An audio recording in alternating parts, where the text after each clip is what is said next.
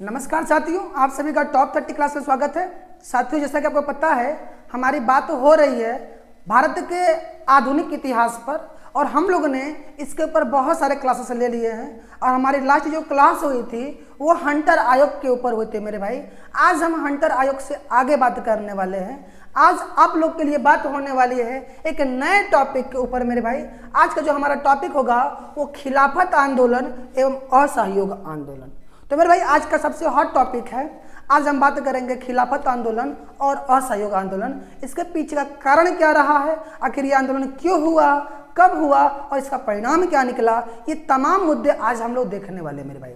तो चलिए हम लोग चलते अपने सीधे टॉपिक पे बात करते बिना समय गंवाए हुए। तो मेरे भाई, अगर आप मेरे वीडियो को लाइक नहीं किए, सब्सक्राइब नहीं किए, सो प्लीज़ आप जल्दी से जल्दी हमारे वीडियो को लाइक कीजिए, सब्सक्राइब कीजिए और अपने तमाम मित्रों में शेयर कीजिए। ठीक है मेरे भाई। तो आइए चलते हम सीधे अपने टॉपिक पर। तो मेरे भाई, टॉपिक पर चलने से पहले आप लोग के लिए मैंने कुछ पंक्तियां जोड़ रखा है मेरे भाई। कहा जाता है ना कि हर कोशिश में शायद सफलता नहीं मिल पाती, लेकिन हर सफलता का कारण कोशिश ही होता है। तो ये बात बिल्कुल सही है मेरे भाई कि हर कोशिश में शायद सफलता ना मिले, लेकिन सफलता का कारण कहीं ना कहीं कोशिश ही होता है। तो मेरे भाई, आप अपनी कोशिश को कामयाब बनाए रखिए, आप अपना कोशिश करते रहिए। एक दिन आपकी सफलता आपके कदमों को चूमेगी मेरे भाई। सो प्लीज़ आप सभी लोग अपना कोशिश करना जारी रखिए। तो चलिए हम लोग इन्हीं चंद लाइनों से आगे बात करते हैं हम अपने मेन टॉपिक पर, जिसका नाम है खिलाफत आंदोलन और असहयोग आंदोलन। तो मेरे भाई, सबसे पहले हम ये बात करेंगे कि आंदोलन अगर हुआ है तो इसके पीछे का कारण क्या रहा है। तो सबसे पहले हमारी बात होगी इसके बैकग्राउंड पर कि इन दोनों आंदोलनों का बैकग्राउंड क्या रहा मेरे भाई। आखिर ये इतना बड़ा आंदोलन तैयार कैसे हो रहा था, क्या अचानक से ही आंदोलन हो गया मेरे भैया? तो मेरे बाबू, मैं आपको समझा दूं कि कोई भी बड़ा आंदोलन के पीछे एक दो दिन का काम नहीं होता है। किसी न किसी एक बड़े आंदोलन के पीछे बहुत ज़्यादा कारण होते हैं। एक दो कारण से कोई इतना बड़ा आंदोलन नहीं छेड़ता है। एक आंदोलन को छेड़ने के पीछे कहीं ना कहीं बहुत रीजन होते हैं, बहुत ढेर सारे कारण होते हैं। उन तमाम कारणों को हमें देखना पड़ता है, क्योंकि ये जो टॉपिक है बहुत हॉट टॉपिक है मेरे भाई। क्योंकि यहाँ से आपके यूपीएससी, बीपीएससी या यूपीपीएससी हर तमाम एग्जामों में मेंस में ये क्वेश्चन आया हुआ है मेरे भाई कि खिलाफत आंदोलन तथा असहयोग आंदोलन पर टिप्पणी कीजिए। तो आपको इसके ऊपर टिप्पणी करना पड़ता है, इसके बारे में पूरी कहानी बतानी पड़ती है, इसके कारण को बताना पड़ता है और उसके बाद इसमें क्या क्या चीज़ें हुआ, क्या लॉस हुआ, क्या हानि हुआ, इन तमाम मुद्दे को हमें सुलझाना पड़ता है मेरे भाई। तो इसी मुद्दे को हम यहाँ पर आज लेकर आए हैं। आज हमारी बात होने वाली है सीधे कि आखिर खिलाफत आंदोलन और असहयोग आंदोलन के पीछे का कारण क्या है। तो सीधे हमारी बात होती है इसके बैकग्राउंड पर। आइए चलते हम लोग इन दोनों आंदोलनों के बैकग्राउंड की बात करते हैं, पृष्ठभूमि की बात करते हैं। तो मेरे भाई, ये जो पृष्ठभूमि तैयार हो रही है इसके पीछे तमाम कारण हैं। इन दोनों कारणों के पीछे कहीं ना कहीं अंग्रेजों की रवैया है, अंग्रेजों की नीतियां हैं, अंग्रेजों का शासन है। ठीक है, इन तमाम कारणों के पीछे कहीं ना कहीं अंग्रेज जिम्मेदार हैं। तो आइए देखते हैं आखिर इनका कारण क्या क्या है। इन तमाम कारणों को हम लोग बारी बारी से डिस्कस कर लेते हैं। ये जो ये जो आंदोलन प्रारंभ हुआ मेरे भाई, ये प्रथम विश्व युद्ध के बाद ये दोनों आंदोलन प्रारंभ हुए हैं। क्योंकि मैं आपको एक समराइज कर दूं छोटी छोटी बातों में, तो जब प्रथम विश्व युद्ध हो गया था, तो प्रथम विश्व युद्ध जब छिड़ा था, तो अंग्रेजों ने भारत के कुछ राजनीतिक दलों से भारतीयों से कुछ क्या एग्रीमेंट साइन कराए थे। ठीक है, उन्होंने भारतीयों के साथ एक प्रकार का क्या संधि किया था। तो उन्होंने बोला था कि यदि आप लोग इस प्रथम विश्व युद्ध में हमारा सपोर्ट करते, हमारा साथ देते हैं, यदि हम इस युद्ध को जीत जाते तो हम आप सभी लोग को स्वतंत्र कर देंगे। लेकिन प्रथम विश्व युद्ध समाप्त होता है, ब्रिटिश जो है वो जीत जाते हैं, ब्रिटेन जो है जीत जाती है और जर्मनी की हार हो जाती है। यहाँ पर ऑस्ट्रिया और जर्मनी दो एक साइड से लड़ रहे थे, बाकी ब्रिटेन के साइड से अमेरिका वगैरह सब बड़े बड़ी कंट्री लड़ रही थी। तो ब्रिटेन जीत जाता है और ब्रिटेन जब ये युद्ध जीत जाता है तो भारतीयों से किए गए वादों से वो मुकर जाता है। भारतीयों से किए गए वादों से मुकर जाता है, ये तो एक कारण बन ही जाता है। साथ ही साथ जब युद्ध कहीं होता है मेरे भाई, तो युद्ध के समय में क्या होता है, उस साम्राज्य, उस राज्य के जितने भी संसाधन होते हैं वो कहीं ना कहीं खत्म हो जाते हैं। आर्थिक तंगी आ जाती है, उत्पादन घट जाता है और रोजगार सृजन होना बंद हो जाता है, बेरोजगारी बढ़ जाती है। ये तमाम मुद्दे भी प्रथम विश्व युद्ध के बाद हमारे देश में पनपने लगी। आर्थिक तंगी आने लगी, लोग बेरोजगार होने लगे, उत्पादन की कमी होने लगी, खाद्यान्न कमी होने लगी, लोग भूखमरी के कगार पर पहुंच गए थे। ये तमाम मुद्दे तो थे ही थे और साथ ही साथ जब प्रथम विश्व युद्ध हो रहा था, जो तुर्की था, तुर्की ने ब्रिटेन को छोड़कर उन्होंने क्या किया कि ऑस्ट्रिया और जर्मनी का साथ दिया था। और इसी वजह से क्या था कि ये जो ब्रिटेन है वो तुर्की के प्रति खतरनाक रवैया अपना लिया था। और इन्होंने क्या किया कि तुर्की का जो खलीफा होता है, ठीक ना, तुर्की का जो खलीफा होता है उस खलीफा के पद को ही क्या किया, ब्रिटेन हटा देता है। खलीफा के पद को ब्रिटेन हटा देता है और जिसकी वजह से क्या होता है, भारत के मुसलमान उत्तेजित हो जाते हैं, क्रोधित हो जाते हैं। अब बात होता है भारत के मुसलमान ही नहीं, अब ये तो पूरा मुस्लिम जगत ही इस बात से नाराज हो जाता है। अब बात ये होता है कि आखिर ये मुसलमान उस तुर्की के खलीफा के पद को हटाने से नाराज क्यों हो गए, आखिर कारण क्या है, वहां के खलीफा का यहाँ के मुसलमानों से संबंध क्या है, इसको भी हमें समझना पड़ेगा। तो मेरे भाई मैं आपको बता दूं कि ये जो खलीफा का पद होता है ये मुसलमानों के लिए, पूरे मुस्लिम जगत के लिए एक बहुत बड़ा पद हुआ करता था उस समय में। क्योंकि जो खलीफा है, ये जो खलीफा है वो मुसलमानों के क्या होते हैं, धर्म गुरु होते हैं। खलीफा जो होते हैं वो मुसलमानों के क्या होते हैं, धर्म गुरु होते हैं, यानी कि धार्मिक प्रमुख होते हैं। तो जब ये धार्मिक प्रमुख के ऊपर की बात आती है तो पूरा मुसलमान जगत एकजुट हो जाता है और इस ब्रिटेन के प्रति एक आक्रोश जाहिर करता है। तो जिसकी वजह से ये तमाम मुद्दे जुड़कर एक भयंकर रूप ले लेते हैं और वहीं से कहीं ना कहीं इस आंदोलन की एक पृष्ठभूमि तैयार होती है और ये आंदोलन आगे बढ़ने लगता है। तो आइए सभी चीज़ों को हम लोग डिटेल से समझने का प्रयास करते हैं मेरे भाई। तो चलिए, तो बात कर रहे हैं खिलाफत आंदोलन और असहयोग आंदोलन। इन दोनों आंदोलनों की जो पृष्ठभूमि है मेरे भाई, ये उस घटनाओं में निहित है जो प्रथम विश्व युद्ध के बाद अंग्रेजी शासन द्वारा भारतीय संदर्भ में उठाए गए कदमों के कारण घटित होती है। यानी कि भारतीयों के लिए अंग्रेजी सरकार के द्वारा जो कदम उठाए जाते हैं उस कदम से कुछ घटनाएं घटित हो जाती हैं। उन घटनाओं का भी अभी हम जिक्र करने वाले हैं। वो घटनाएं जिम्मेदार है इसकी पृष्ठभूमि के लिए। अब वो घटनाएं कौन कौन सी है, इन सभी तमाम मुद्दे को हम लोग यहाँ देखते हैं। तो मेरे भाई प्रथम विश्व युद्ध के बाद क्या था कि आर्थिक कठिनाई उत्पन्न होने लगी थी और जनता जो है इस आर्थिक कठिनाई से क्या था, त्रस्त हो गया था। यानी कि आर्थिक क्या गया था, आर्थिक रूप से हमारा देश कमजोर होने लगा था। अब यहाँ पर लोगों के पास मनी मुद्रा कम हो गए थे। तो यही बातें यहाँ कहा जा रहा है कि प्रथम विश्व युद्ध के बाद आर्थिक कठिनाई उत्पन्न हो गई थी। इस आर्थिक कठिनाई से जो जनता थी वो त्रस्त थी और साथ ही साथ खाद्यान्न की कमी हो गई थी। यानी कि भूखमरी के कगार पर भारत आ चुका था, ठीक है ना। खाद्यान्न की कमी हो गई थी और भारत की जो मुद्रास्फीति है वो भी बढ़ने लगी थी। भारत की मुद्रास्फीति वो भी बढ़ने लगी थी और औद्योगिक उत्पादन भी घटने लगा था। यानी कि अब जो है उद्योगों के अंदर उत्पादन कम हो गए थे। तो औद्योगिक उत्पादन में कमी हो गई थी और जो लोग थे उनके ऊपर करों का बोझ बढ़ते चला गया, क्योंकि अंग्रेज लोग जनता से केवल कर लूट रहे थे। चाहे उत्पादन हो चाहे ना हो, जनता से उनको कर चाहिए था। इस तरीके से जब उत्पादन में कमी आई तो जो लोग हैं, जनता है, वो करों के, ठीक ना, करों के तले क्या हो गए, दब गए। करों के बोझ तले वो दबते चले गए, ठीक है ना। इस तरीके के कुछ हमारे सामने कारण समझ में आता है कि सभी हमारे जो मुद्दे हैं जो इन दोनों घटनाओं के लिए एक पृष्ठभूमि का काम करने वाली है। इतना ही कारण नहीं है मेरे भाई, इसके अभी और कारण हैं जो हम अपने आगे वाले स्लाइड में देखने वाले हैं। तो आइए चलते हैं अपने नेक्स्ट स्लाइड पर मेरे भाई। तो अब हम आते हैं इस नेक्स्ट स्लाइड में, यहाँ बात करते हैं।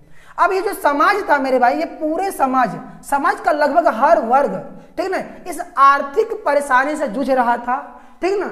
इस आर्थिक परेशानी से जूझ रहा था, हर एक वर्ग इस आर्थिक तंगी से गुजर रहा था। जिससे क्या हुआ कि अब लोगों के अंदर इस अंग्रेजों के खिलाफ विरोध करने की भावना जागृत हो गई। कि भैया अब इस अंग्रेजों के खिलाफ अगर हम लोग कोई एक्शन नहीं लिए तो कहीं ना कहीं ये लोग हमें मार डालेंगे, खाए बगैर हमें ये मार डालेंगे। तो मेरे भाई अब इसी तरीके से ये आर्थिक जो तंगी है वो हर एक वर्ग को क्या करने लगी, परेशान करने लगी। इससे क्या हुआ कि जो लोग हैं वो ब्रिटिश विरोधी यानी कि ब्रिटिश के प्रति विरोध जागृत करने लगे, ब्रिटिशों के प्रति विरोध जागृत करने लगे। ये कारण ये भी है। और इसका सबसे बड़ा बलंडर जो कारण है वो है आपका रॉलेट एक्ट 1919। यही रॉलेट एक्ट है जिसको हम लोग काला कानून कहते थे मेरे भाई। हमने रॉलेट एक्ट के ऊपर एकदम डिटेल से ब्रीफ में वीडियो बना दिया है मेरे भाई, ताकि आप उसको जब पढ़ेंगे तो आपको क्लियर हो जाएगा कि रॉलेट एक्ट एक्चुअल में ये जो रॉलेट एक्ट आया था वो क्यों आया था, उसका मकसद क्या था, इसके पीछे कारण क्या था। इन सभी तमाम मुद्दे को मैंने पिछले वीडियो में बता दिया है। अगर आप मेरे पिछले वीडियो को नहीं देखे मेरे भाई सो प्लीज जाकर उसको देखिए, ताकि आज का ये जो मुद्दा है आपको एकदम क्रिस्टल क्लियर हो जाए और आप एग्जाम में अपने पूरे के पूरे क्वेश्चन को अच्छे तरीके से लिख कर आए मेरे भाई। तो आइए चलते हैं, हम अपने सीधे टॉपिक के ऊपर बात करते हैं। तो रॉलेट एक्ट 1919 भी कहीं ना कहीं खिलाफत आंदोलन और असहयोग आंदोलन के लिए एक पृष्ठभूमि का काम करता है। इसी रॉलेट एक्ट का विरोध करते हुए पूरे पंजाब के अंदर क्या हुआ था, विरोध प्रदर्शन आरंभ हो गया था। और इसी विरोध प्रदर्शन में जलियांवाला बाग हत्याकांड हुआ था मेरे भाई। इस हत्याकांड के पीछे कहीं ना कहीं रॉलेट एक्ट था। तो जलियांवाला बाग हत्याकांड भी एक कारण हो जाता है मेरे भाई, जलियांवाला बाग हत्याकांड। इस जलियांवाला बाग हत्याकांड के साथ साथ पंजाब में क्या था, मार्शल लॉ लगा दिया गया था, यानी कि सैन्य शासन हो गई थी वहां पर केवल और केवल सैनिकों का शासन चल रहा था। जब मन तब कोई भी सैनिक किसी को उठा के पटक के मार पीट कर जेल के अंदर कर देता था। ये पूरी तरीके से सैन्य शासन लग गया था, मार्शल लॉ लगा दिया गया था पंजाब में। तो ये भी कहीं ना कहीं एक कारण है, ठीक है ना। मार्शल लॉ भी एक कारण है और जलियांवाला बाग हत्याकांड ये भी एक कारण है। ये दोनों जो चीजें घटित हुई है उसके पीछे का कारण रॉलेट एक्ट था। इन दोनों कारणों के पीछे कौन है, रॉलेट एक्ट है। तो आगे चलते हैं मेरे भाई। तो जब ये जलियांवाला बाग हत्याकांड होता है तो यहीं पर एक समिति का गठन होता है, एक आयोग गठित की जाती है जिसका नाम है हंटर आयोग। हंटर आयोग पंजाब में हुए इस दर्दनाक घटना के ऊपर अपने रिपोर्ट को देने के लिए, इसकी जांच करने के लिए आती है। जब हंटर आयोग इसकी जांच कर लेती है तो जांच में जनरल डायर को दोषी पाया जाता है, लेकिन फिर भी जनरल डायर को कोई भी कानूनन सजा नहीं होती है, उसके ऊपर कोई भी कार्रवाई नहीं होती है, बल्कि उसके इस घृणा भरी कार्य को लेकर जो ब्रिटिश संसद है उसको सम्मानित करती है। तो यही बातें हैं कि ब्रिटिश संसद के द्वारा जनरल डायर के इस घिनौने कृत्यों को सही ठहराया गया था मेरे भाई। इस घिनौने कृत्यों को क्या ठहराया गया था, सही ठहराया गया था कि जनरल डायर ने ये सही किया, ये ब्रिटिश संसद कह रही थी। तो इससे भी क्या था कि भारतीय जनता के अंदर एक आक्रोश जागृत हो गया था, ठीक है ना। तो ये भी एक मुख्य कारण के अंदर आ जाता है। और साथ ही साथ जब ये सभी घटनाएं घटित हो जाती हैं तो 1919 में भारत के अंदर, ठीक है ना, मॉन्टेग्यू चेम्सफोर्ड सुधार नाम का एक बिल आता है। भारत के अंदर 1919 में मॉन्टेग्यू चेम्सफोर्ड सुधार नाम का एक बिल आता है। और ये बिल जो आता है ये इस नाम पर आता है कि अब जितनी भी चीज़ें पीछे हुई है उसको सुधारने के लिए, उसको ठीक करने के लिए, जनता को राहत देने के नाम से आती है। लेकिन इसका मकसद तो कुछ ही और होता है, ठीक है ना। इसका मकसद होता है, इसका वास्तविक मकसद तो था मेरे भाई, इसका एक्चुअल जो मकसद था वो था द्वैध शासन प्रणाली अपनाना, ठीक है ना। ये केवल और केवल भारतीयों के साथ एक झांसा मात्र था कि हम भारतीयों की भावनाओं को समझने के लिए, उनके प्रॉब्लम को दूर करने के लिए ये सुधार लेकर आ रहे हैं। अपने नियम कानून में थोड़ा सुधार करके भारतीयों को राहत देंगे, लेकिन राहत के नाम पर केवल भारतीयों के साथ छल किया गया था। इसका मकसद तो केवल और केवल द्वैध शासन लगाना था, तो शासन प्रणाली लागू करना था। ये भी इसका एक प्रमुख कारण बन जाता है मेरे भाई। इतना ही नहीं, इसके आगे और भी कुछ कारण हैं, उसको भी हमें समझना पड़ेगा मेरे भाई, ठीक है ना। इसके आगे ये भी कुछ कारण हैं, इसको समझना है। तो प्रथम विश्व युद्ध के बाद क्या था कि अन्य घटनाएं घटित होने लगी। आपको जैसे पता है कि प्रथम विश्व युद्ध के बाद भारत के अंदर गांधी जी ने बहुत से छोटे छोटे घटनाओं के अंदर आंदोलन किए थे, जिसमें से आपने चंपारण आंदोलन देखा होगा गांधी जी का 1917 में, फिर उसके बाद 1918 में उन्होंने 2 आंदोलन किए थे, खेड़ा आंदोलन और अहमदाबाद आंदोलन। इन दोनों तीनों आंदोलनों से क्या था कि भारत की जो जनता थी वो कहीं ना कहीं अब वो एक दूसरे के भावनाओं को समझने लगी थी और उनके अंदर एक एकता की भावना जागृत हो गई थी। और यहाँ पर मुस्लिम एकता जब वो अंग्रेजों ने देखा तो वो भयभीत हो रही थी। तो कहीं ना कहीं ये भी कारण है कि प्रथम विश्व युद्ध के बाद अन्य घटनाओं ने हिंदू मुस्लिम राजनीति एकीकरण, ठीक है ना, एकीकरण के लिए जो था वो एक व्यापक पृष्ठभूमि तैयार करता है। यानी कि हिंदू मुस्लिम एकता भी कहीं ना कहीं इस आंदोलन के लिए एक पृष्ठभूमि का काम करती है। जिस प्रकार से गांधी जी के छोटे छोटे इन आंदोलनों से, प्रमुख आंदोलनों से जनता एक होने लगी, सभी लोग मिलजुल कर अब अंग्रेजों का विरोध करने लगे, तो धीरे धीरे ये भी पृष्ठभूमि का एक काम करता है इस आंदोलन के लिए। ठीक है मेरे भाई। और इस आंदोलन का पृष्ठभूमि लखनऊ समझौता भी है। तो आपको कमेंट में बताना है कि लखनऊ समझौता कब हुआ था। लखनऊ समझौता कब हुआ था मेरे भाई, आप इसको कमेंट में बताइए। ठीक है ना। लखनऊ समझौता भी कहीं ना कहीं इस असहयोग आंदोलन और खिलाफत आंदोलन का एक पृष्ठभूमि तैयार कर लेता है। ठीक है ना। और उसके बाद रॉलेट एक्ट के विरुद्ध जो प्रदर्शन चल रहे थे, ये प्रदर्शन भी कहीं ना कहीं आगे चलकर इस पृष्ठभूमि का काम करती है। खिलाफत आंदोलन और असहयोग आंदोलन के पृष्ठभूमि का कार्य करती है मेरे भाई। तो ये कुछ इसके कारण थे जिसकी वजह से इतना बड़ा आंदोलन प्रारंभ होने की कगार पर है। अब इस कारण को देखते हुए अचानक से क्या होती है, इस प्रकार के आंदोलन भड़क उठती हैं। अब हम बात करते हैं सीधे अपने खिलाफत आंदोलन पर। तो अब बात होती है सर खिलाफत आंदोलन क्यों हुआ। उसके पीछे के ये तो कारण है ही, लेकिन और भी कुछ कारण है। खिलाफत आंदोलन का मुद्दा क्या था सर। खिलाफत आंदोलन का मुद्दा ये तो था ही, साथ ही साथ उसका मुद्दा थोड़ा सा अलग है। खिलाफत आंदोलन का मुद्दा कहीं ना कहीं धार्मिक मुद्दा हो जाता है, उसको हमें यहाँ समझना पड़ेगा। तो मेरे भाई मैंने अभी आपको बताया था कि ये जो युद्ध, प्रथम विश्व युद्ध चल रहा था, ये कहीं ना कहीं ब्रिटेन जर्मनी के बीच चल रहा था। ब्रिटेन की तरफ से अमेरिका, बड़े बड़े देश थे, जबकि जर्मनी की तरफ से ऑस्ट्रिया और तुर्की जैसे देश लड़ रहे थे। तो जब ये प्रथम विश्व युद्ध 1914 से प्रारंभ होकर 1918 के बीच में समाप्त होता है, तो यहाँ पर ब्रिटेन की जीत होती है। और ब्रिटेन की जीत के बाद क्या होता है कि जर्मनी हार जाती है और जर्मनी का सपोर्ट कर रही थी तुर्की। ठीक है ना। और जो तुर्की थी, जब तुर्की जर्मनी की तरफ से सपोर्ट कर रही थी, तो जर्मनी का भी हार यहाँ हो जाता है। तो तुर्की के ऊपर क्या है, ब्रिटेन का कब्जा हो जाता है। जब तुर्की के ऊपर ब्रिटेन का कब्जा हो जाता है, तो ब्रिटेन ने तुर्की के ऊपर एक आक्रामक रवैया अपनाता है। वो तुर्की के जो खलीफा थे, उस खलीफा के पद को ही वो समाप्त कर देता है। ठीक है ना। खलीफा के पद को समाप्त कर देता है। अब यहाँ पर छोटी सी बात समझने वाली ये है कि ये सर खलीफा का पद कैसा था। तो मेरे भाई ये जो खलीफा का पद है, ये बहुत बड़ा पद होता है मुसलमानों के लिए। ठीक है ना। ये पूरे मुस्लिम जगत का सबसे प्रमुख पद हुआ करता था उस समय। ये जो खलीफा हुआ करते थे, पूरे मुस्लिम जगत के धर्म गुरु माने जाते थे। तो जब ये खलीफा का पद ही समाप्त कर देता है ब्रिटेन तुर्की से, तो क्या था कि भारत के जो मुसलमान हैं वो एकदम आक्रोशित हो जाते हैं, एकदम क्रोधित हो जाते हैं। ठीक है मेरे भाई। अब भारत के मुसलमान ही नहीं बल्कि पूरा मुस्लिम जगत इस बात से नाराज हो जाता है। ठीक है ना। इस बात से नाराज हो जाता है क्योंकि यहाँ से उनके खलीफा के पद को हटा दिया गया था, खलीफा को हटा दिया गया था। तो ये मेन मुद्दा था खिलाफत आंदोलन का। खिलाफत आंदोलन का मेन मुद्दा तो ये था मेरे भाई।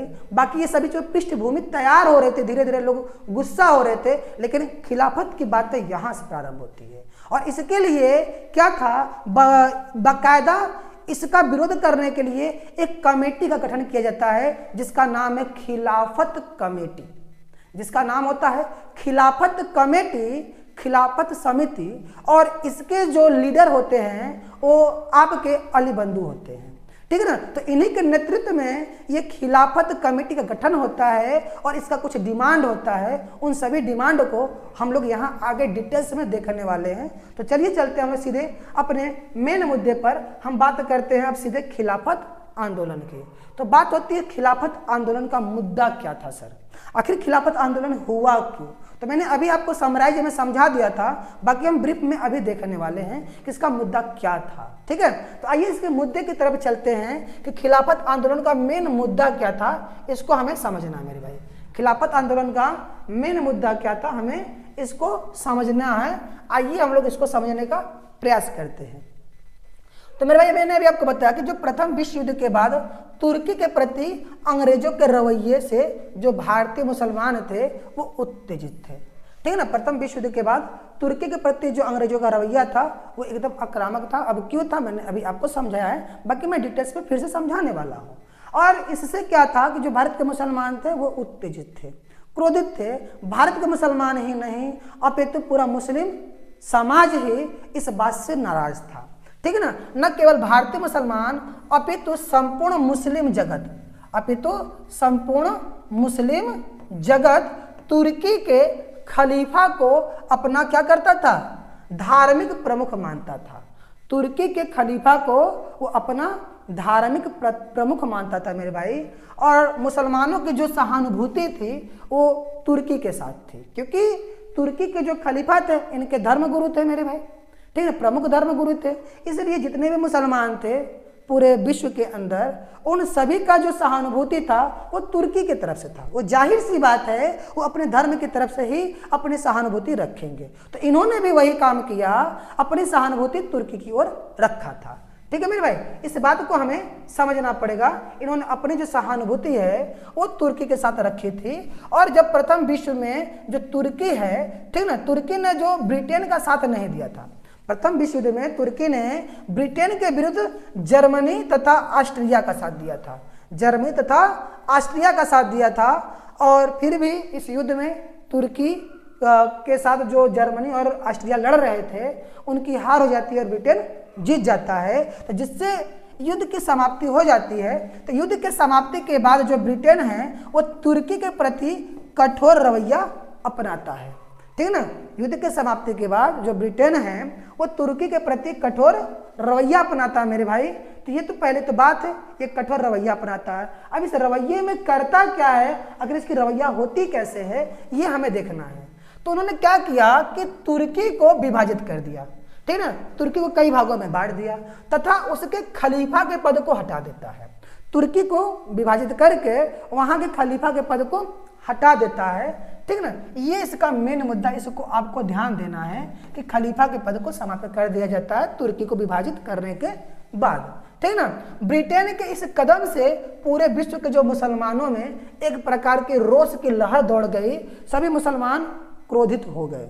ठीक ना, जब ब्रिटेन ने इस प्रकार का हरकत किया, ठीक है ना, तो इससे पूरा मुसलमान क्या था, पूरा मुस्लिम जगत क्रोधित हो गया, रोष, ठीक ना, उनके अंदर एक प्रकार का रोष की लहर दौड़ गई। ठीक ना, भारत में भी मुसलमानों ने ब्रिटेन के इस कदम की तीव्र आलोचना की तथा अंग्रेजों, ठीक ना, के सम्मुख विभिन्न प्रकार की मांगे रखी।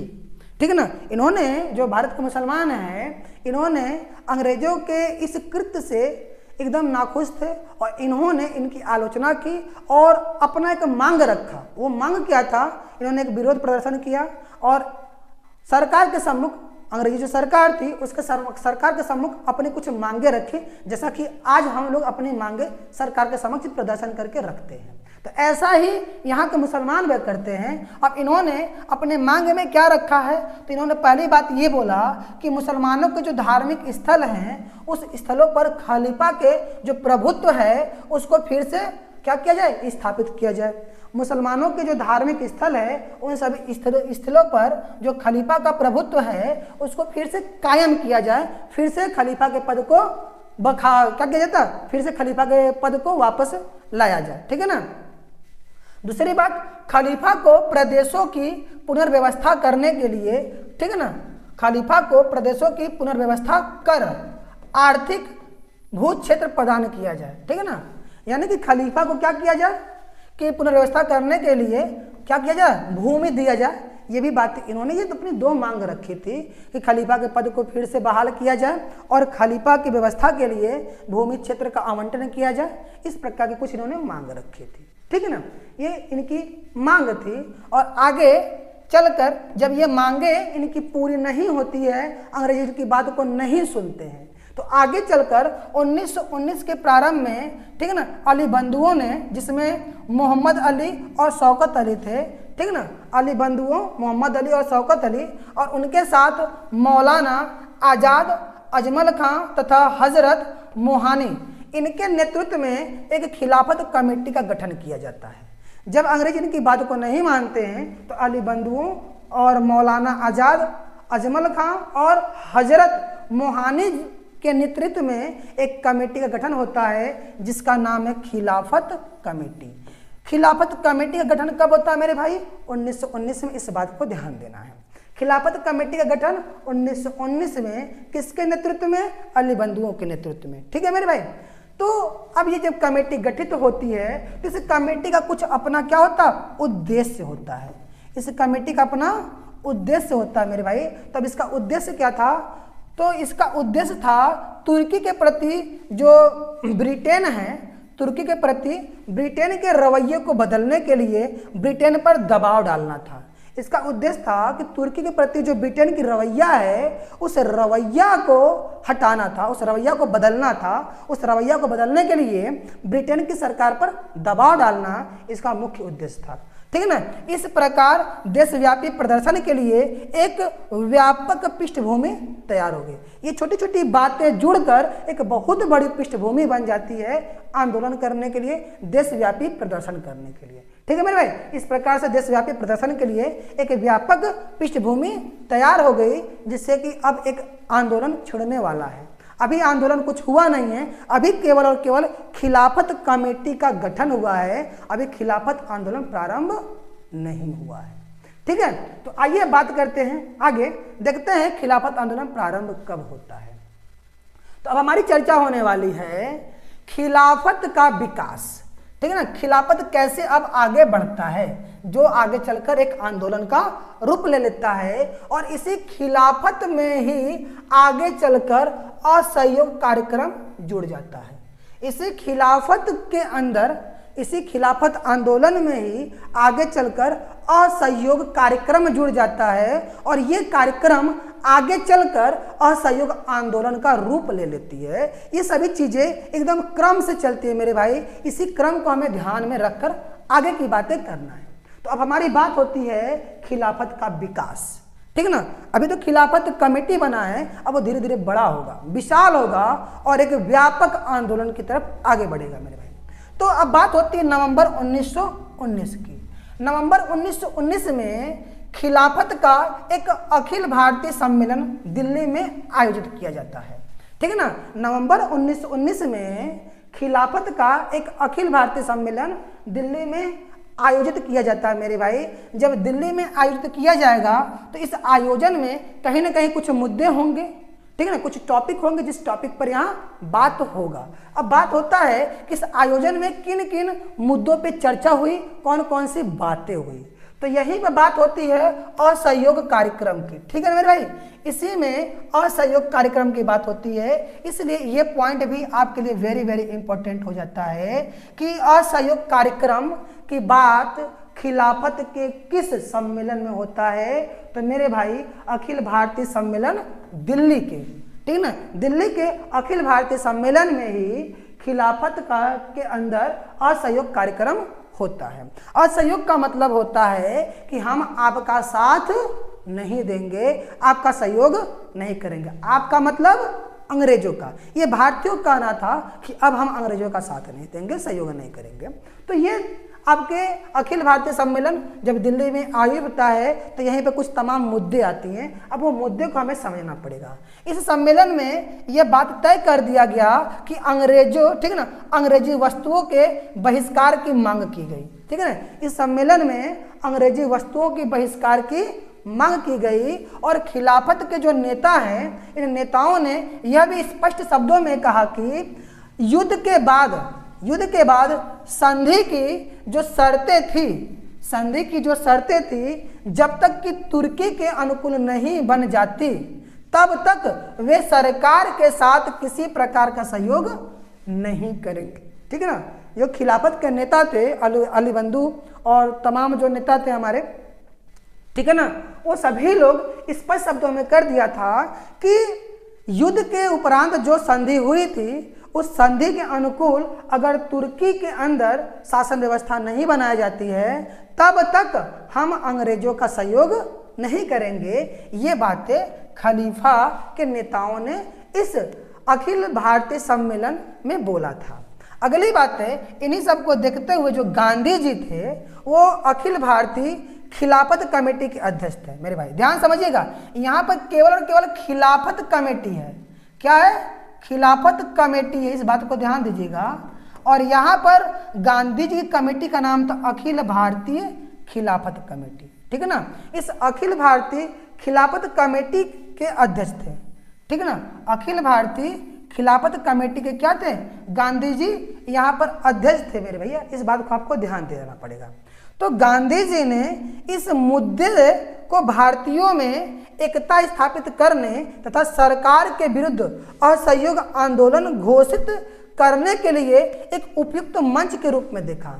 गांधी जी ने देखा कि वो ये बात है, यहाँ पर अब सभी लोग उग्र हो चुके हैं, सभी लोग एकजुट हो गए हैं, तो क्यों ना हम अंग्रेजों के खिलाफ एक बहुत बड़ा आंदोलन छेड़ दें। तो गांधी जी ने यहाँ पर असहयोग आंदोलन छेड़ने के लिए एक मंच के रूप में यहाँ पर ये जो हमारा सम्मेलन हुआ था, इस सम्मेलन को देखे थे। यहाँ पर जो अखिल भारतीय सम्मेलन हुआ था खिलाफत का, और जिसके जो अध्यक्ष थे, जिसके अध्यक्ष कौन थे? गांधी जी थे, ठीक है ना। इन्होंने इस सम्मेलन में जब ये चीज़ देखा कि सभी लोग अब एकजुट हो रहे हैं, तो क्यों ना हम यहीं से असहयोग आंदोलन प्रारंभ कर दें, क्योंकि यहाँ पर तो केवल अभी असहयोग करने की बात हो रही थी, अब हम इसको एक बहुत बड़ा रूप देने के मूड में काम करेंगे। ये सब चीज़ें गांधी जी के विचार में चल रहा था। तो जब हम आगे बढ़ते हैं तो हमें इसमें और भी बातें समझ में आती है मेरे भाई, ठीक है ना। तो ये सब चीजें गांधी जी ने देखा। अब बात होता है खिलाफत के प्रश्न पर कांग्रेस की रवैया क्या थी। यानी कि गांधी जी तो अपना जो मत है वो स्पष्ट कर चुके थे, वो असहयोग आंदोलन करना चाहते थे, वो भी व्यापक स्तर पर, छोटे स्तर पर नहीं, व्यापक स्तर पर असहयोग करना चाहते थे। लेकिन ये भी सत्य था कि इतना बड़ा आंदोलन करने के लिए कहीं ना कहीं कांग्रेस का भी सपोर्ट जरूरी था, क्योंकि उस समय जो थी कांग्रेस बहुत बड़ी पार्टी मानी जाती थी।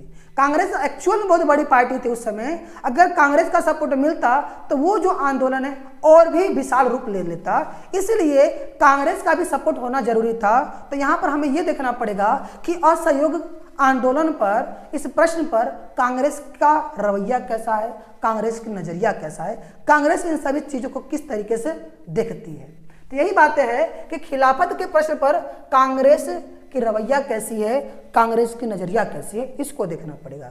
तो पहली बात जो खिलाफत आंदोलन है, ये खिलाफत आंदोलन धार्मिक रूप ले चुका था, क्योंकि यहाँ पर मुसलमानों के खलीफा को हटाया गया था। तो इस तरीके से एक प्रकार से धार्मिक रूप ले लिया था। तो कहीं ना कहीं यहाँ पर धार्मिक बातें सामने आने वाली हैं, इसको भी आप झेलने के लिए तैयार रहिएगा। तो मेरे भाई गांधी जी खिलाफत के प्रति पूर्ण समर्पित थे। वो तो चाहते थे कि आंदोलन एक उच्च लेवल पर हो, ठीक है ना, तथा इस मुद्दे को लेकर सरकार के विरुद्ध सत्याग्रह तथा असहयोग आंदोलन प्रारंभ करना चाहते थे। गांधी जी का जो व्यू है एकदम स्पष्ट था कि नहीं भाई, हम तो आंदोलन करेंगे, हम अंग्रेजों के विरुद्ध सत्याग्रह करेंगे, ठीक है ना। उनका एकदम नजरिया स्पष्ट था कि वो आंदोलन करने के मूड में थे। लेकिन कांग्रेस में इस मुद्दे को लेकर सर्वसम्मति का अभाव था। कांग्रेस के कुछ नेता वो इस आंदोलन में भाग लेते थे, तो कुछ लोग इस आंदोलन से हट जाते थे। यानी कि वहाँ के जितने भी नेता थे वो एकजुट होकर कहीं ना कहीं गांधी जी का सपोर्ट नहीं कर रहे थे। यही बातें है कि कांग्रेस में इस मुद्दे को लेकर क्या थी, सर्वसम्मति नहीं थी, सर्वसम्मति का अभाव था। अब इसमें सबसे प्रमुख होते हैं बाल गंगाधर तिलक, इनको याद रख लीजिएगा भैया। ये बाल गंगाधर तिलक ने इस धार्मिक मुद्दे पर मुस्लिम नेताओं के साथ संधि करने का विरोध कर दिया था, ठीक है ना। ये बहुत इंपॉर्टेंट टॉपिक हो जाता है कि खिलाफत के मुद्दे पर गांधी जी का विरोध किसने किया था। खिलाफत के मुद्दे पर गांधी जी का विरोध किया था बाल गंगाधर तिलक ने। ठीक है ना। तो ये बाल गंगाधर तिलक है वो धार्मिक मुद्दों पर मुस्लिम नेताओं के साथ, ठीक है ना, कांग्रेस की जो संधि हो रही थी, कांग्रेस सपोर्ट करने वाली थी, लेकिन क्या यहाँ पर बाल गंगाधर ने उसका विरोध कर दिया, ये कहकर कि धार्मिक मुद्दा है, ये धार्मिक मुद्दा है, इसलिए हम यहाँ पर आपका सपोर्ट नहीं करेंगे। बाद में कांग्रेस क्या है, इस मुद्दे पर झुक जाती है, लोग सहमत होते हैं और गांधी जी का सपोर्ट कर देते हैं। लेकिन शुरू में क्या था कि ये कांग्रेस मान नहीं रही थी, लेकिन गांधी जी के बहुत समझाने के बाद, बहुत प्रयास करने के बाद कांग्रेस झुकती है, असहयोग आंदोलन करने के लिए तैयार होती है, खिलाफत आंदोलन को सपोर्ट करती है मेरे भाई, ठीक है ना। तो बाद में कांग्रेस इस मुद्दे पर झुक जाती है और उसने गांधी जी के राजनीतिक कार्यक्रम के प्रस्ताव को स्वीकृति प्रदान कर देती है, बोलती है ठीक है गांधी जी, आप अपने कार्यक्रम को आगे बढ़ाइए, पूरी कांग्रेस आपके साथ है। तो इस तरीके से कांग्रेस का रवैया हमें दिखाई दे रहा है कि कांग्रेस किस प्रकार से खिलाफत आंदोलन को देख रहा था, ठीक है मेरे भाई। उस समय इस प्रकार से कांग्रेस की रवैया थी, इसको हम लोग देख लिए।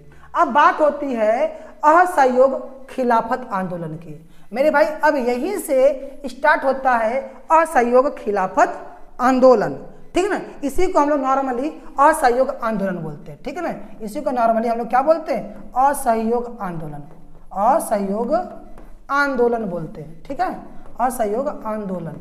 इस बात को आप समझिएगा। अब ये कहानी स्टार्ट होती है फरवरी 1920 से, ठीक है ना, फरवरी 1920 से ये कहानी स्टार्ट होती है मेरे भाई, इसको आपको ध्यान देना है, ठीक है। फरवरी 1920, इस डेट को याद रखिएगा। फरवरी 1920 के प्रारंभ में हिंदू और मुसलमानों के एक संयुक्त प्रतिनिधि, ठीक है ना, एक संयुक्त प्रतिनिधि ने, ठीक है ना, वायसराय से मुलाकात की तथा उसने खिलाफत के प्रश्नों को हल करने की मांग की, ठीक है ना। यानी कि यहाँ पर मुसलमान और हिंदू के एक संयुक्त प्रतिनिधि, यानी कि दोनों के प्रतिनिधि मिलकर गए, वायसराय से बात किए कि भाई साहब ऐसा है कि जो खिलाफत का मुद्दा आपके समक्ष है उसका समाधान कीजिए, उसका निर्णय कीजिए। लेकिन ये जो वायसराय है भाई, ये तो एकदम क्या ही बताएं, एकदम खत्म आदमी था, ये टस से मस नहीं हुआ। वो बोला कि नहीं, हम आपके किसी भी मांग को पूरा नहीं करेंगे, ठीक है ना। किंतु इस मिशन में कोई लाभ नहीं मिला हमारे इन भाइयों को, ठीक है ना। तो फिर समय बीतता है, फिर बात होती है आगे फरवरी में ही। तो फरवरी 1920 में ही गांधी जी ने घोषणा कर दी, जब देखे कि ये जो वायसराय है ये तो हट नहीं रहा अपने हट के आगे, ठीक है ना। तो अब गांधी जी ने एक घोषणा कर दी। घोषणा में क्या की, उन्होंने बोला कि पंजाब का जो मुद्दा है वो तो गलत है। इन्होंने घोषणा कर दिया पंजाब का मुद्दा गलत है, पंजाब में जो मार्शल लॉ लगाया गया है, पंजाब के अमृतसर में जो जलियांवाला बाग हत्याकांड हुआ है, ये सरासर गलत है, भारतीयों के साथ गलत है। क्योंकि इसकी जांच हंटर आयोग ने, हंटर कमेटी ने किया था और इस कमेटी के रिपोर्ट ने यह साबित कर दिया था कि जनरल डायर गलत था, जनरल डायर के द्वारा किया गया कृत्य गलत था, ठीक है ना। लेकिन फिर भी जनरल डायर को कोई कार्रवाई नहीं की गई, उसके ऊपर किसी प्रकार का कार्रवाई नहीं किया गया। इस बात को गांधी जी जोर से उठाते हैं और कहते हैं कि पंजाब का मुद्दा गलत है, ठीक है ना। और अतः सरकार अमृतसर हत्याकांड के प्रति खेद प्रकट करे, वो ये बात को माने कि नहीं गलत था वो मुद्दा, ठीक है ना। लेकिन फिर भी ये जो सरकार है खेद प्रकट नहीं करती है। फिर गांधी जी बोलते हैं पंजाब में हुए जो ज्यादती का जो निराकरण है इसका निराकरण करें, यानी कि पंजाब में जो यहाँ पर ज्यादती हो रहा है, यानी कि भेदभाव हो रहा है, उसका वो क्या करे, हल करे। लेकिन फिर भी यहाँ पर वायसराय नहीं अपनी बात से मुकरता, ठीक है ना। अब बात आगे होती है और तुर्की के प्रति व्यवहार को नर्म करे। ये सभी गांधी जी ने अपने भाषण में बोल रहे हैं कि पंजाब का मुद्दा गलत है, अमृतसर में जो कांड हुआ है उसके प्रति सरकार जो है वो खेद प्रकट करे और साथ ही साथ पंजाब में जो ज्यादती हो रही है उसको भी दूर करे, ठीक है ना। और साथ ही साथ तुर्की के प्रति अपने व्यवहार को भी नर्म करे, क्योंकि ये असहयोग के साथ खिलाफत की भी बातें वो कर रहे हैं, ठीक है ना। और गांधी जी आगे चेतावनी देते हैं अंग्रेजी सरकार को। उन्होंने चेतावनी भी दी कि अगर सरकार इन मुद्दे को स्वीकार नहीं करेगी तो वे असहयोग आंदोलन प्रारंभ कर देंगे। तो गांधी जी ने फरवरी में अंग्रेजों को चेताया था, बोला था ओ अंग्रेजों सुन लो कान खोलकर, अगर तुम मेरी बात को नहीं सुने नहीं माने तो मैं एक बहुत बड़ा आंदोलन कर दूंगा जिसका नाम होगा असहयोग आंदोलन। हम सभी भारतीय तुम्हारे किसी भी काम में तुम्हारा साथ नहीं देंगे, कान खोल के सुन लो अंग्रेजों, ठीक है ना। ये इतनी चेतावनी गांधी जी ने अंग्रेजों को दिया था, ठीक है। आई होप आपको बातें समझ में आ गई कि गांधी जी ने अंग्रेजों को क्या चेताया था। तो आइए हम बात करते हैं अब आगे, देखते हैं गांधी जी ने और भी क्या क्या बातें अंग्रेजों के समक्ष रखी है। फिर आगे आता है, समय बीतता है जून 1920। अब जून 1920 में केंद्रीय खिलाफत समिति का एक अधिवेशन इलाहाबाद में होता है, ठीक है ना।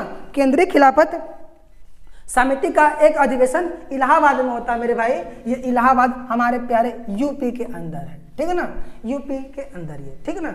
इस अधिवेशन में स्कूलों, कॉलेजों और न्यायालयों, ठीक है ना, स्कूलों, कॉलेजों और न्यायालयों का बहिष्कार करने का निर्णय लिया गया।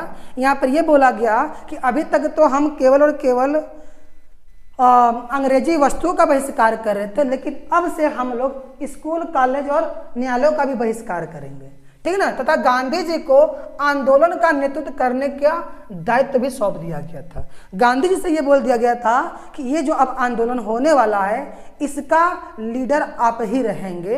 यहाँ पर इस आंदोलन का नेतृत्व गांधी जी को भी सौंप दिया गया था। किसका? असहयोग आंदोलन का।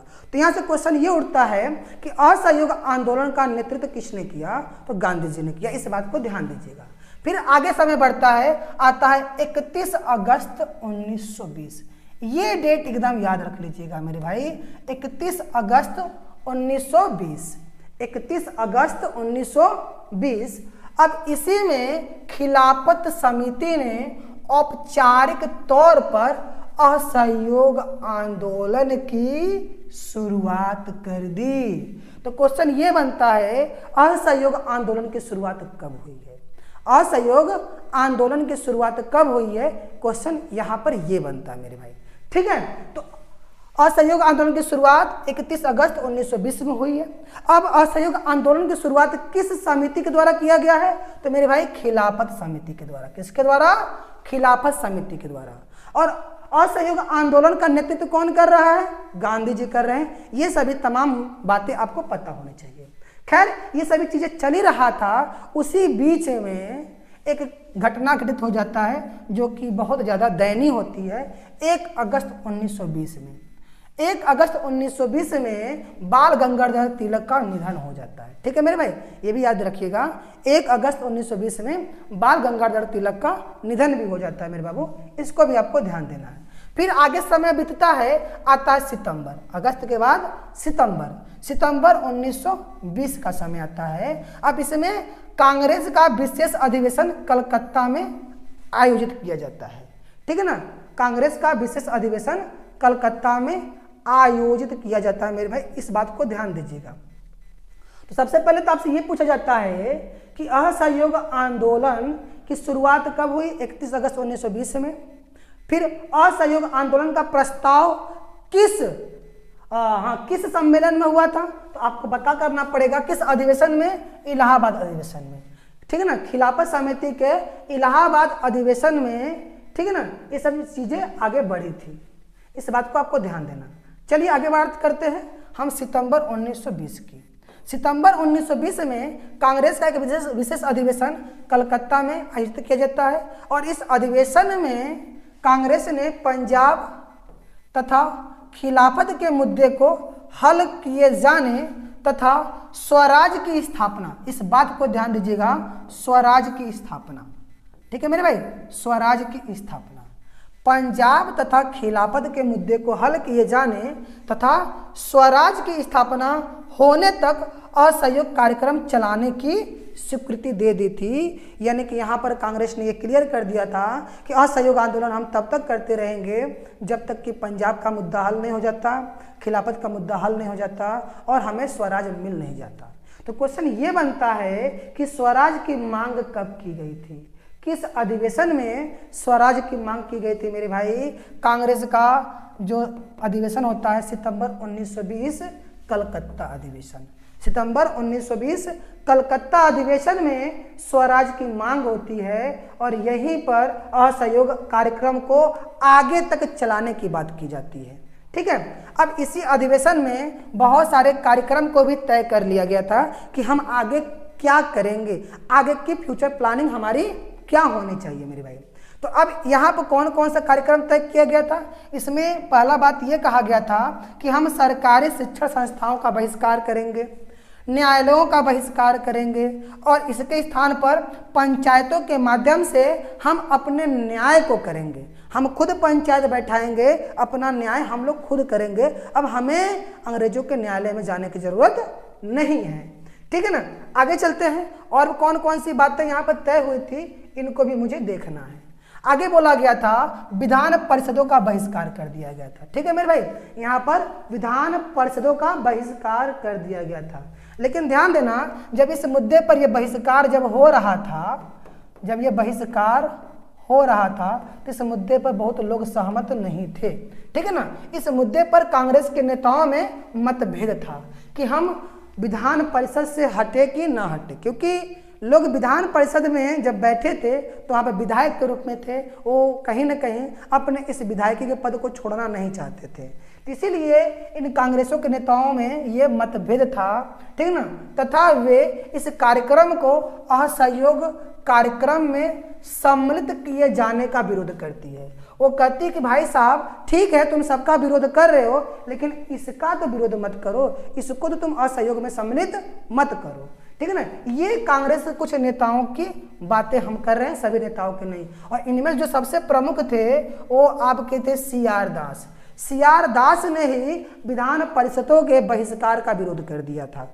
कांग्रेस के विधान परिषदों के बहिष्कार का विरोध किसने किया था? CR दास ने। ठीक है, इस बात को ध्यान दीजिएगा।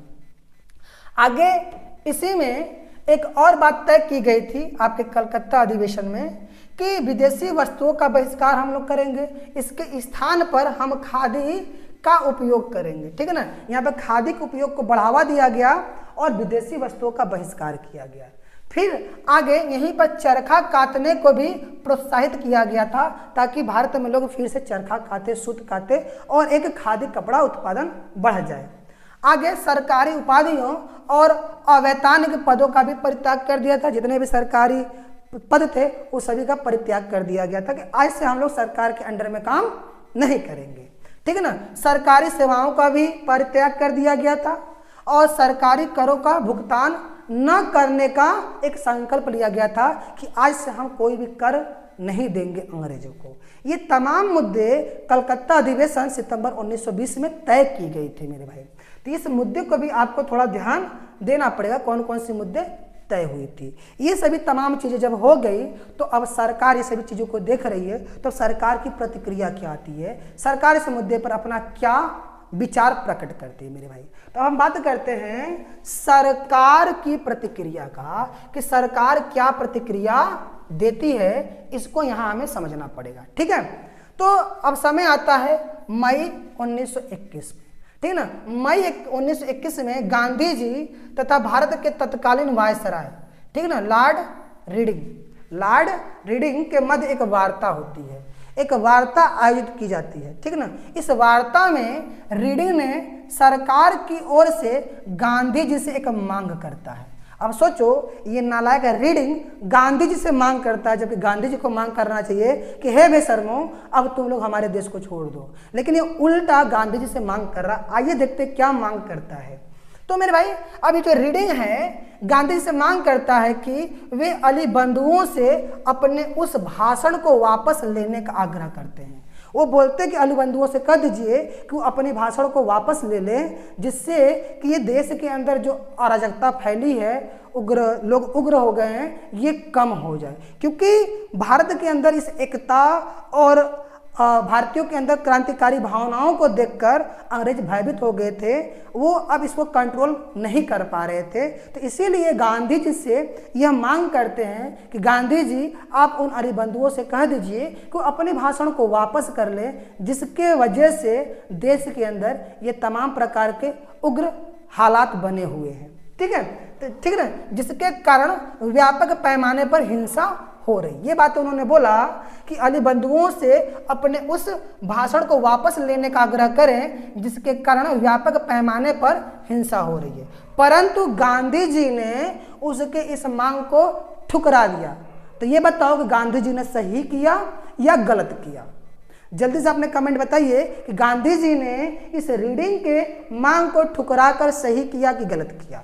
ठीक ना, तो गांधी जी ने रीडिंग की इस मांग को ठुकरा दिया क्योंकि गांधी जी को यह लगता था कहीं ना कहीं अगर हम ऐसा करते हैं तो हमारे बीच में एक प्रकार सा मतभेद पैदा हो जाएगा, ये अंग्रेज हमें तोड़ना चाह रहे हैं। ठीक है, इसके बाद समय बीतता है, आता है दिसंबर। अब दिसंबर में सरकार ने आंदोलनकारियों के विरुद्ध, ठीक है ना, जब ये मांग ठुकरा दिया जाता है तो अभी जो सरकार है आंदोलनकारियों के विरुद्ध एक ठीक है ना, दमनात्मक कार्रवाई प्रारंभ कर देती है।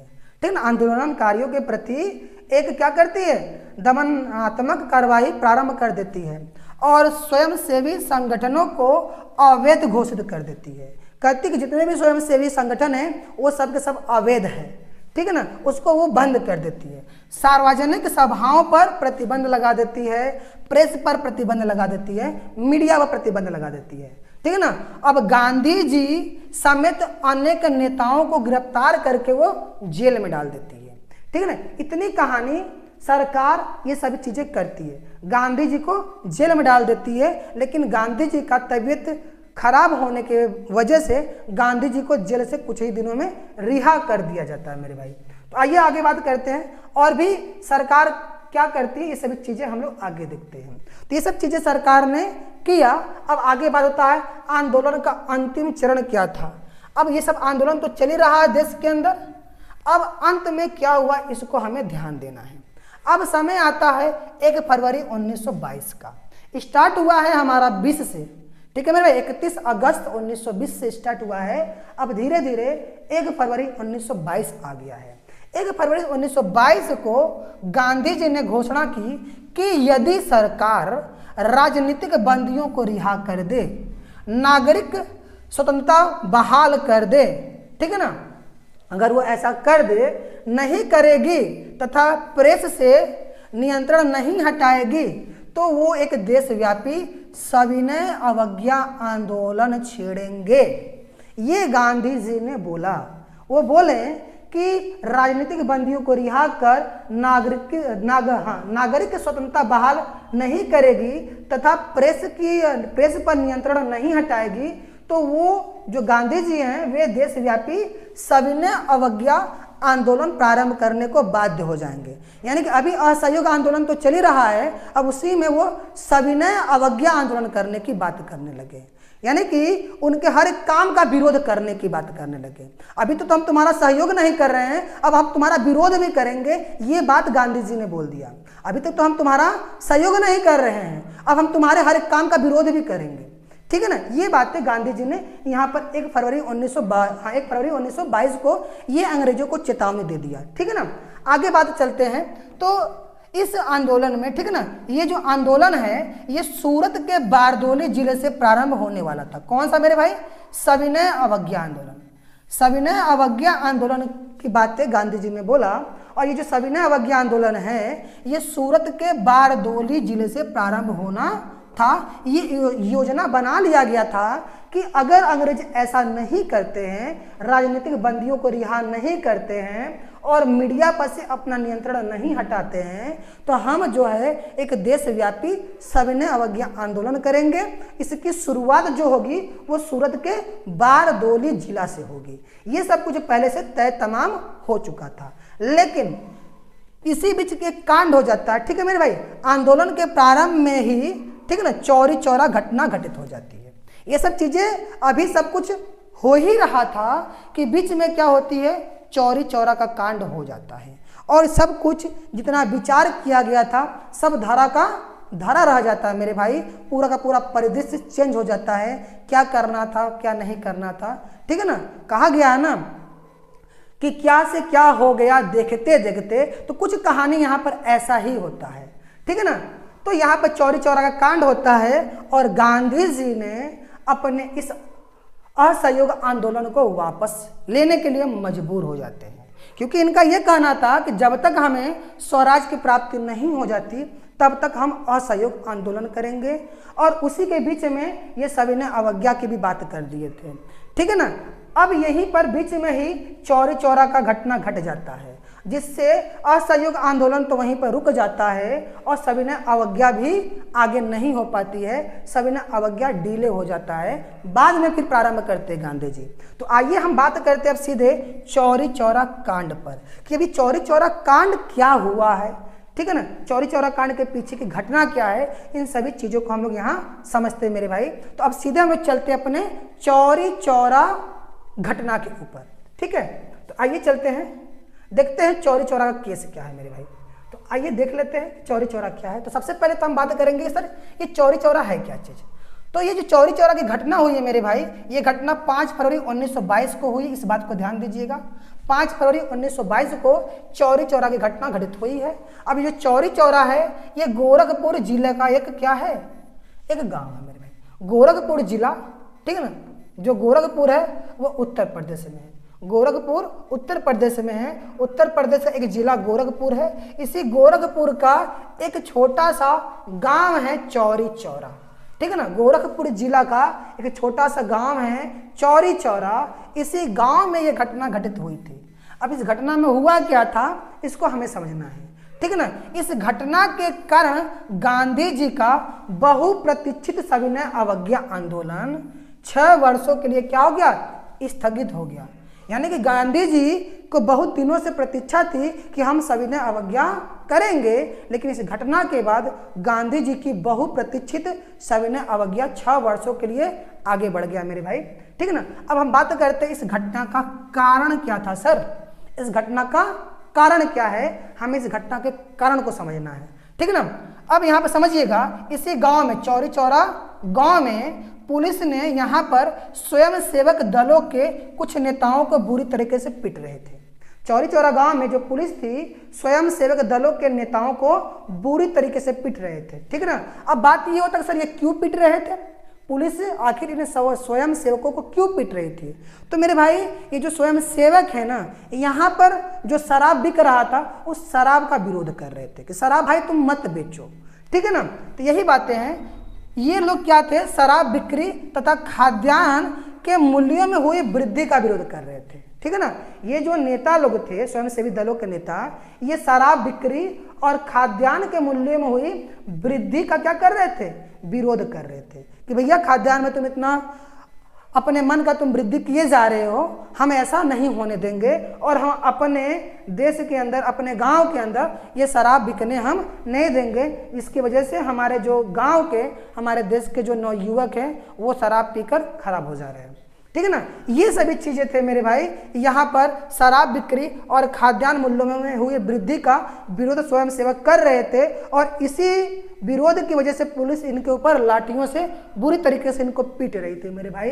जब पुलिस इनको पीट रही थी तो अब लोग क्या हुए, इस सब चीज़ को देखकर आक्रोशित हो गए। गांव वाले इन सभी चीज़ों को देखकर आक्रोशित हो जाते हैं मेरे भाई। इसके परिणाम स्वरूप प्रदर्शनकारी जो होते हैं वहाँ के एक झुंड में पुलिस के ऊपर हमला कर देते हैं। प्रदर्शनकारियों का एक झुंड क्या होता है, पुलिस के ऊपर हमला कर देती है और पुलिस ने उनके ऊपर कुछ गोलियां भी चलाई। जब इन दोनों में हाथापाई होता है पुलिस और उस भीड़ के बीच में, तो गोलियां भी पुलिस ने चलाया कुछ, और इससे कुछ हमारे प्रदर्शनकारी भी घायल हो जाते हैं। ठीक ना, अब पुलिस की गोलियों से ठीक ना सारे लोग उत्तेजित हो गए और भी लोग गुस्से में आ गए, क्योंकि कुछ लोग की गोली लग गया, कुछ लोग मूर्छित हो गए, तो लोग और गुस्से में आ गए। ठीक है ना, इससे क्या हुआ कि जब पुलिस पर लोगों ने क्या कर दिया, आक्रमण कर दिया। ठीक है ना, जब ये भीड़ और भी ज़्यादा आक्रोशित होती है तो जाकर वो पुलिस के ऊपर आक्रमण कर देती है और इस आक्रमण को देखते हुए पुलिस डर जाती है और वो डर कर भाग जाती है थाने में, और थाने में जाकर घुस जाती है और छिप जाती है उस थाने में। जब थाने में सभी पुलिस वाले छिप जाते हैं तो इस भीड़ ने क्या किया, उस थाने में आग लगा दिया। इस भीड़ ने उस थाने में ही आग लगा दिया। लेकिन जो सिपाही उस थाने में से भागना भी चाह रहा था, वो बाहर आना चाह रहा था, तो भीड़ उसको पकड़कर खूब पीट पीट कर उसको मार देती है और मार को फिर से उसको उसी आग में फेंक देती है मेरे भाई। यही बात यहाँ है, जो सिपाही भागने का प्रयास में बाहर आए उन्हें भीड़ मार डाला और पुनः उसको आग में फेंक दिया। ठीक है ना। इस हिंसक घटना में कुल 22 पुलिसकर्मी मारे गए थे। कितने मेरे भाई? कुल 22 पुलिसकर्मी इस चौरी चौरा कांड में मारे गए थे। ठीक, इस बात को ध्यान देना। तो गांधी जी की इस घटना की खबर से, ठीक है ना, गांधी जी को इस घटना की खबर से अत्यंत दुख हुआ। गांधी जी क्योंकि वो अहिंसा के पुजारी थे, वो अहिंसक थे, वो चाह रहे थे कि हम अहिंसा के मार्ग पर चलकर हम अपने स्वराज की प्राप्ति करें, हम हिंसा न करें। लेकिन यहाँ हिंसा हो जाती है, यह जानकर गांधी जी को दुख होता है। ठीक है मेरे भाई। और उन्होंने तुरंत आंदोलन वापस ले लिया। कौन सा आंदोलन मेरे भाई?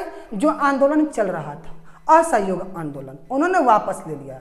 अभी सविनय अवज्ञा आंदोलन आरंभ नहीं हुआ था, अभी चल रहा था असहयोग आंदोलन। असहयोग आंदोलन वापस हो जाती है, गांधी जी ने उस आंदोलन को वापस ले लिया। तो बात ये होती है कि गांधी जी ने असहयोग आंदोलन वापस क्यों लिया? तो उसके पीछे का कारण क्या है? चौरी चौरा हत्याकांड। ठीक है ना, चौरी चौरा कांड उसका क्या है मेरे भाई? उसका एक कारण हो जाता है गांधी जी ने असहयोग आंदोलन को वापस क्यों लिया। ठीक है, तो ये तो रही हमारे चौरी चौरा कांड में कुछ बातें मेरे भाई। इस तरीके से हम लोग पूरी तरीके से असहयोग आंदोलन को देख लिए मेरे भाई। तो इस प्रकार से आपने पूरे के पूरे खिलाफत आंदोलन और असहयोग आंदोलन को देखा विथ डिटेल्स, विथ ब्रीफ में मेरे भाई। आपको हर एक मुद्दा समझ में आ गया कि आखिर ये घटनाएं क्यों घटित हुई, उसके पीछे कारण क्या था, उसका बैकग्राउंड क्या था। फिर बाद में गांधी जी ने इसके अंदर अपना क्या रोल निभाया, कांग्रेस का क्या इसके अंदर रोल था, इन सभी मुद्दों को हम लोग बारी बारी से टेकल किए और अंततः चौरी चौरा कांड हो जाता है। वो कांड क्यों हुआ, कैसे हुआ, उसके बाद असहयोग आंदोलन वापस हो जाता है मेरे भाई। तो आई होप आपको पूरी बातें समझ में आ गई होगी मेरे भाई। अगर आपको मेरा ये वीडियो जरा भी बेनिफिशियल लग रहा है मेरे भाई, सो प्लीज़ आप सभी लोग हमारे इस वीडियो को लाइक कीजिए और अपने तमाम मित्रों में शेयर कीजिए। और यदि आप मेरे चैनल पर नए हैं मेरे भाई, तो आप इसको सब्सक्राइब कीजिए। बाकी ऐसे ही इम्पोर्टेंट टॉपिक से जुड़े हुए बहुत सारे मुद्दे हम अभी डिस्कस करने वाले हैं। तो ऐसे ही इम्पोर्टेंट वीडियो के लिए आप हमसे जुड़े रहिए। बाकी थैंक यू, धन्यवाद। मिलते हैं अपने नेक्स्ट वीडियो में एक नए टॉपिक के साथ। तब तक के लिए जय हिंद।